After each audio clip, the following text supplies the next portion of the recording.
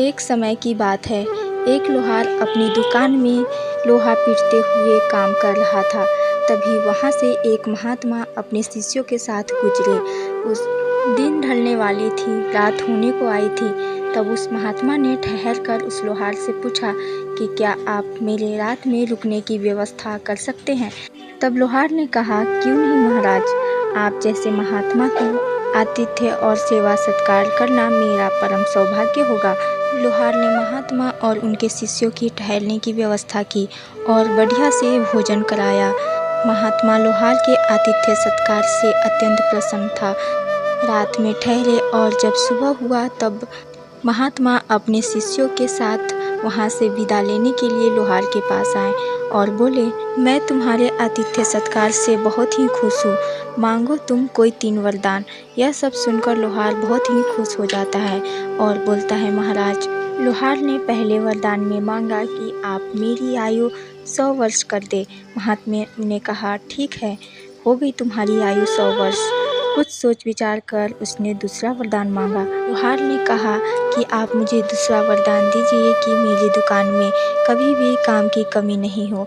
तब महात्मा ने कहा, लो ये भी हो गया, अगले 100 वर्षों तक तुम्हारी दुकान में कभी भी काम की कमी नहीं होगी। तब महात्मा ने कहा कि अब तीसरा वरदान मांगो। लोहार को कुछ भी सोच विचार करने के बाद भी कुछ समझ नहीं आया, तो वहाँ रखी कुर्सी की ओर इशारा करते हुए कहा कि यहाँ पर जो भी बैठे वह मेरी इच्छा से उठ नहीं पाए। महात्मा जी तीसरा वरदान देते हुए कहा कि ठीक है, जो भी इस कुर्सी पर बैठेगा वह तुम्हारी बिना मर्जी के उठ नहीं पाएगा। महात्मा तीनों वरदान देकर अपने शिष्यों के साथ वहाँ से चल दिए। अब लोहार बहुत ही खुश था, उसका शरीर भी स्वस्थ था और वह अभी भी युवा था। उसके कुछ साथी मर गए या फिर कुछ बूढ़े हो गए, किंतु लोहार ज्यों का त्यों था। एक दिन अब उसकी 100 वर्ष पूरी होने को है। वह अपनी दुकान में बैठकर काम कर रहा था। तभी वहाँ यमराज आया। यमराज आया और लोहार से कहा कि चलो अब मेरे साथ, तुम्हारा समय पूरा हो गया है। तब लोहार ने कहा कि मुझे कुछ समय दे दीजिए, मैं अपने औजारों को अलग अलग करके संभाल कर रख दूं, ताकि मेरे बेटों को कुछ भी परेशानी न हो। मैं जब तक यह काम करता हूँ तब तक आप उस कुर्सी पर बैठ जाए। यह वही कुर्सी था जिसको महात्मा जी ने वरदान में देते हुए कहा था कि इस पर जो भी बैठेगा वह लोहार की बिना मर्जी से उठ नहीं सकता।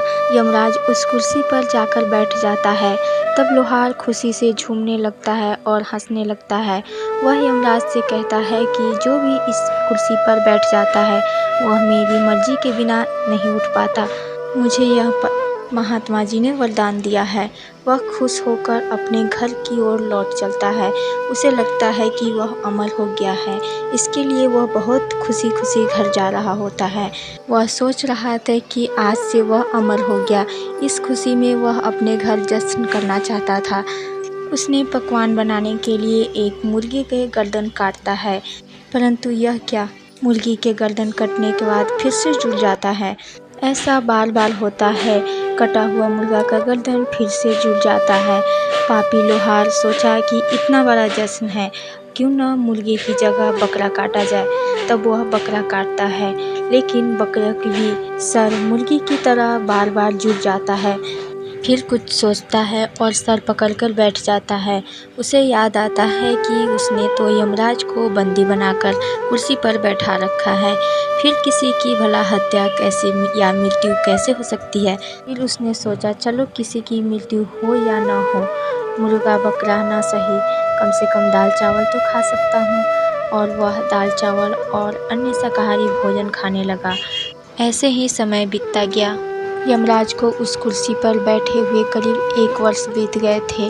किसी भी जीव की मृत्यु नहीं होने के कारण संसार में हाहाकार मचा हुआ था। आसमान पूरा कीट पतंगों से काला पड़ गया था। खेत में उगे फसलों को भी कीट पतंगे खा रहे थे। भूख के कारण जंगली पशु, मांसाहारी पशु सभी शहर की तरफ पहुंचने लगे और लोगों को नुकसान पहुंचाने लगे। मर तो कोई रहा था नहीं, सब भूख से या अन्य पीड़ा से बस तड़प तड़प कर जी रहा था। ऐसे ही पूरी पृथ्वी में हाहाकार मचा हुआ था। अब लोहार को अपनी गलती का पछतावा होने लगा। वह खुद से ही कह रहा था कि इतना पीड़ा सहने के बजाय मुझे मृत्यु को कष्ट ही मिल जाता। कम से कम पूरी पृथ्वी पर इतना तहस नहस तो नहीं होता। वह भागा भागा अपनी दुकान पर गया और यमराज को अपनी कैद से मुक्त कर दिया।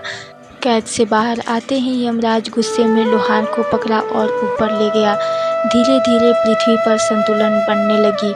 इस कहानी का निष्कर्ष, किसी भी स्थिति में स्वार्थ और व्यक्तिगत इच्छा, चाहे वह अमरता ही क्यों न हो, पूरा समाज और प्रकृति को विनाशक स्थिति में ढकेल सकता है। हमें अपनी निजी स्वार्थ को छोड़कर और व्यक्तिगत लाभ की इच्छा को छोड़कर पूरी प्रकृति की व्यापकता के कल्याण के बारे में ही सोचना चाहिए।